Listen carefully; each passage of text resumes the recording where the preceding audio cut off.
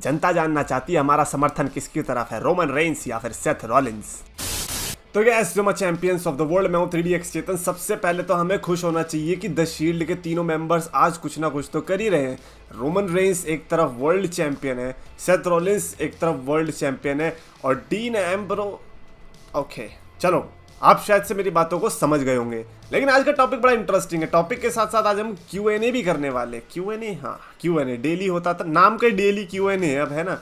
Comments आपके देखे जाएंगे एंड उसके पहले Roman Reigns versus Seth Rollins का बड़ा डिबेट जो कि मेरे को लगता है कि इस समय चलना चाहिए। Who is the better world champion right now, because आपको पता है कि जब भी दो चैंपियनशिप्स आती है दोनों को सेम दर्जा दिया जाता है, बट स्टिल एक वो चैंपियनशिप होती है जो कि आप कहते हो कि नहीं यार ये बढ़िया है। अच्छा, ऐसा मैं बचपन में करता था। फॉर एग्जांपल, अगर जॉन सीना एक तरफ वर्ल्ड हेवीवेट चैंपियन है और दूसरी तरफ एज ने WWE चैंपियनशिप जीत रखी है, तो आई वाज लाइक नहीं यार वर्ल्ड हेवीवेट चैंपियनशिप बड़ी है, क्योंकि एज को हम लोग हेट करते थे। तो एज, रैंडी ऑर्टन, ये लोग जब चैंपियनशिप जीतते थे मैं कहता था नहीं यार ये बेल्ट उतनी बड़ी नहीं है। और जैसे John Cena, triple H, Undertaker, Batista ये लोग जीतते थे, फिर मैं कहता था हाँ भाई ये वाली बेल्ट बड़ी है। टाइम्स चेंज हो चुके हैं, रीजनिंग चेंज हो चुकी है, but one thing remains same कि हम लोगों के अंदर से अभी भी वो चीज़ नहीं जाती कि यार अभी बड़ी कौन सी चैंपियनशिप है। अब चाहे कुछ भी कर लो, आप अपने दिल के अंदर झांक के देखोगे आपको एक के लिए तो बायस रहने वाले हो। रीज़न कोई भी हो सकता है, मे बी आपको रॉ अच्छी लगती होगी इसीलिए सेथ रॉलिंस पसंद है, मे बी आपको सेथ रॉलिंस का वर्क रेट अच्छा लगता होगा इसीलिए वो टाइटल ज़्यादा बढ़िया लग रही है, मे बी आपको कोडी रोड्स बढ़िया लगता है और क्योंकि वो रॉ में और क्योंकि सेथ रॉलिंस के अगेंस्ट लड़ सकता है तो इसीलिए वो बेटर लगती होगी। रीज़न कुछ भी हो सकता है, बट मेरे according right now Roman Reigns versus Seth Rollins, two of the biggest world champions right now in the world.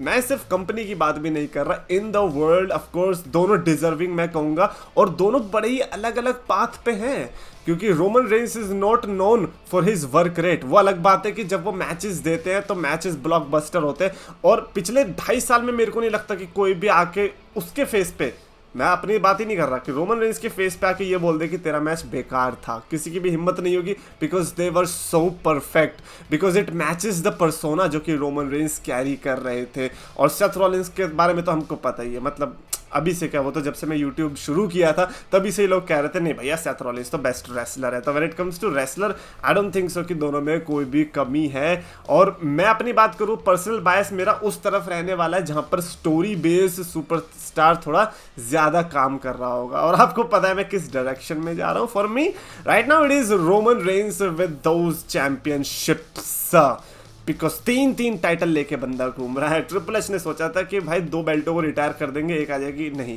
उन्होंने कहा जब मेरे पास पॉल हेमन है तो फिर ऐसे में फिर मैं क्यों एक ही चैंपियनशिप लेके आओ, तीनों लेके आते हैं। और वो जो एक ऑरा कैरी कर रहे हैं Roman Reigns, and to be honest ये काफ़ी अनफेयर भी होगा कंपेयर करना, बिकॉज सेथ रॉलिंस अभी चैंपियन बने रिसेंटली, मीनवाइल रोमन रेंस को 28 साल हो चुके हैं, तो उनके पास वो एक एडवांटेज है किस तरीके से उन्होंने लेगेसी को बिल्ड किया है। तो अंदर से हमारे अंदर वो इमोशनल कनेक्ट भी है, प्लस ब्लड लाइन की स्टोरी का एडवांटेज है, मतलब everything is just there. Roman Reigns ने मल्टीपल मेन इवेंट्स किए रेसलमेनिया के, तो ऐसे में मेरे को पता है कि बड़ा ही एडवांटेज होगा रोमन रेंस के लिए। But for me it is Roman Reigns for sure who is the best world champion right now, and don't worry Seth Rollins you are also on that top position. ऐसा भी नहीं है, मतलब बहुत बड़ा difference नहीं है। एक ऐसा होता था ना, फॉर एग्जांपल एक टाइम पे CM पंक WWE चैंपियन है और फिर दूसरी तरफ कौन, for the sake of example let's say कि फैंडांगो, मतलब चैंपियन बना नहीं है पर मैं कह रहा हूँ इतना बड़ा कोई डिफरेंस भी नहीं है।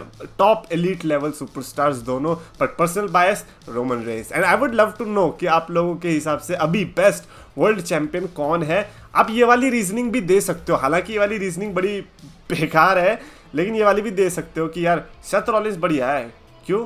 क्योंकि वो रोज आता है। अगर आप ये वाली रीजनिंग भी देना चाहते हो चलेगा, कोई सी भी रीजनिंग, बट आपके लिए कौन बेस्ट है वो मायने रखता है। सबसे पहला कमेंट PS यूनाइटेड ने लिखा है कि just a horrible show, Vince ruined everything, definitely Dynamite और Collision again winning this week. तो बेसिकली यहाँ पर रॉ की बात हो रही है, रॉ इतना हॉरिबल शो गया। And again I don't know Vince था या ट्रिपल एच था, बट मैं ये कह रहा हूँ कि रॉ इस समय यूज पता है कैसे हो रही है, as an advertising material for SmackDown, कि यार हमसे तो इतना ही हो पाया, लेकिन ये देखो ट्राइबल कोर्ट आने वाला है स्मैकडाउन में, तो उसमें अच्छी व्यूअरशिप दे देना, हमारा चलेगा, हम तो बहुत टाइम से हैं, हम तो 30 साल से ज़्यादा हो चुकी है रॉ को, हमें मत देखो, स्मैकडाउन को देखो।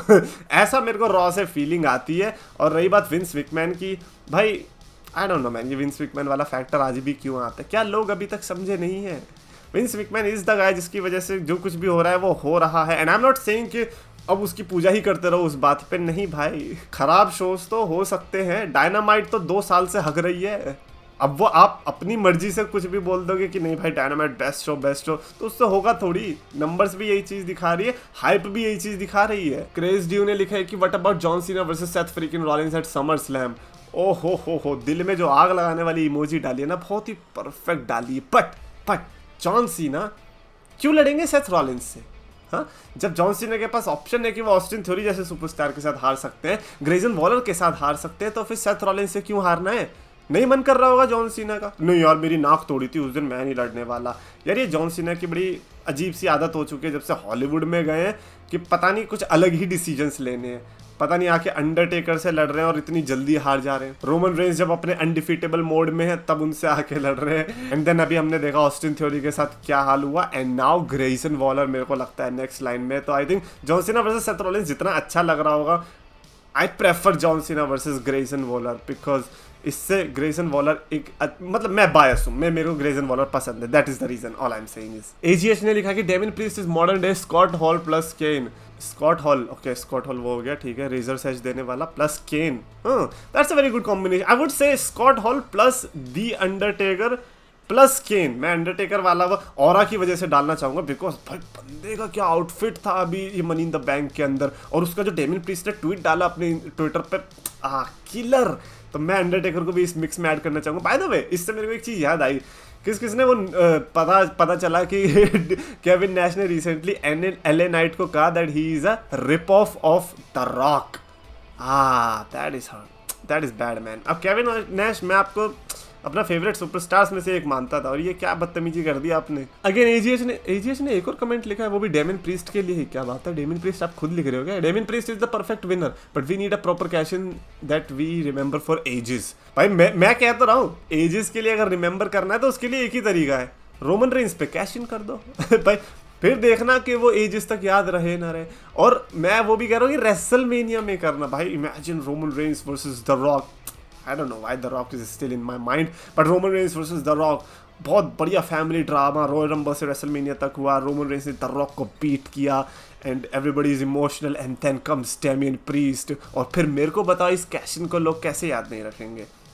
He would be the next big star for next 10 years at least, even though Damien priest को उतना लड़ना भी है नहीं, लेकिन वो उतना बड़ा स्टार बन जाएगा। बट डोंट वरी, मैं तो कह रहा हूँ एजिस तक तो छोड़ो, अगर ये 1-2 साल तक के लिए रिमेंबर वाला कैश इन ही कर दे वही बहुत है। कि भैया अगली मनी इन द बैंक में अगर हम ये बोलने लग जाएंगे भाई लास्ट विनर अच्छा था, अगर वैसे ही मिल जाए तो बढ़िया, अगर इतना भी बोल दिया हमने तो भी मैं इनको हेड्स ऑफ कर दूंगा। ज़िफायर म्यूजिक ने लिखा है कि I think there should be a stipulation in Cody versus Brock at Summer Slam. I think it should be an I quit match. यार आई क्विट मैच में पता है पंगा क्या होता है? पहली बात तो हमको पता है इन दोनों में से कोई आई क्विट नहीं बोलेगा, नो मैटर व्हाट यू से, नहीं निकलने वाला है इनके मुंह से आई क्विट, क्योंकि कोडी रोड्स की इज्जत पे बात आ जाएगी, और ब्रॉक लेसनर तो क्यों ही बोलेंगे आई क्विट, उनके तो खून में ही नहीं है। तो ऐसे में क्या होगा, होगी गंदी एंडिंग, और ये गंदी एंडिंग डब्ल्यूडब्ल्यूई के फैन से झेलेगी नहीं। तो जो चीज़ झिलनी नहीं है मैं चाहता हूँ कि वो हो भी ना। तो इसीलिए I think 3 stages of hell might be a good option, जिसमें आई क्विट ना हो, जिसमें हेल इन अ सेल हो, मे बी स्ट्रेचर मैच हो। या स्ट्रेचर मैच की बड़ी याद आती है मेरे को। और उसके अलावा फिर आप नो DQ टाइप कुछ भी रख सकते हो। 3 स्टेजेस ऑफ हेल में सही में कह रहा हूँ बहुत कमाल का सेलर बन जाएगा समर स्लैम के लिए। एंड फाइनली प्रथमेश मोडाले की थ्योरी मेरे को बड़ी पसंद है। उन्होंने कहा Brock Lesnar is secretly helping Cody keep his promise. First he cost Cody when he was participating in tournament in triple threat match. Then today again he interrupted Cody when he was going for a world heavyweight championship. Brock is Cody fanboy. He wants Cody to go straight for Roman and finishes his story. Wow. Basically क्योंकि Brock Lesnar cannot do it now क्योंकि उनके पास वो लग चुका है, तो इसीलिए वो चाह रहे हैं कि कोडी रोड्स को वो यूज करे और कोडी रोड्स को चैंपियन बनता देखे और रोमन रेंस को हारते देखे। तो अल्टीमेटली चल अभी भी Brock Lesnar versus Roman Reigns ही रहा है। ओ भाई हम सोच रहे कोडी वर्सेस रोमन, ये ना बैक स्टेज जो स्ट्रिंग्स पुल हो रही है वो अभी भी रोमन वर्सेस ब्रॉक ही हो रही है।